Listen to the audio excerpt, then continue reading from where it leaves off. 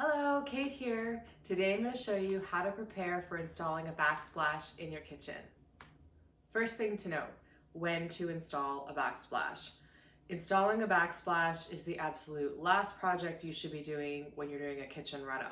So make sure your cabinets are done, your countertops are done, and you're not making plans to change any windows or even trim around the windows. If you are, put it on hold until everything is done. No changes to countertops, cabinets, or windows. Second piece is picking a tile. Now, when I'm planning a project like this, I really think long-term and resale. While I love some of the trendy tiles out there, my goal in any sort of project like this that is quite time-consuming is not to date the renovation. In my opinion, when it comes to backsplashes or tiles around the house, you're better off to go with a neutral color or a classic design. If you really love color, try incorporating that color into other areas of the house that are easily interchangeable. Let's say if your style changes every couple years.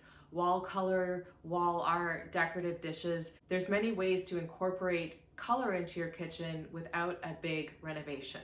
When I mentioned resale earlier, what I meant by that was, let's say you're selling your house in a couple years and you've installed a really funky pattern or really bright colored backsplash that you love, but maybe it's not the majority of the population's style.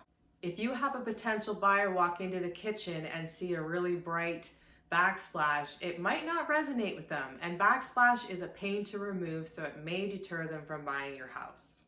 Third thing is prepping the walls. You want to make sure that your walls are clean from any dirt, dust, particles, grease, and TSP is a really great option because it has a degreaser in it, so it really gets your walls clean and ready for installation of the tiles.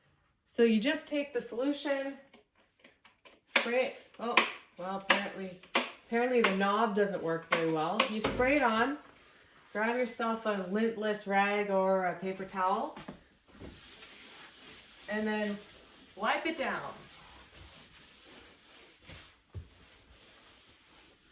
You also want to make sure that there's no holes in the wall, no unpainted spots before you start the installation. Yes, you're covering it up, but if you have holes or if it's not painted, then you're compromising the adhesive, okay? So make sure that if you have any holes, you patch them up, paint the surface, and then give yourself a good week before you do any tile installation. The last tip is to make sure you have enough space to work. So if you've got stuff all over your countertops, move them to the other side of the kitchen while you're doing your project. Make sure meals are taken care of beforehand, because it's not fun to stop halfway through a project and then cook a meal.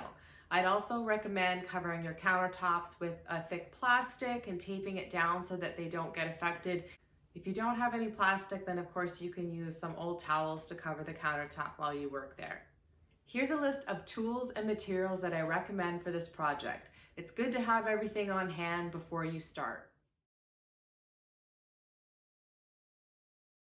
The next video I post is going to be on how to install the backsplash using my white subway tiles. I hope you found this video helpful. If you did, make sure you hit that subscribe button down there. You can also follow me on Instagram at KDA_designs. Thank you for watching.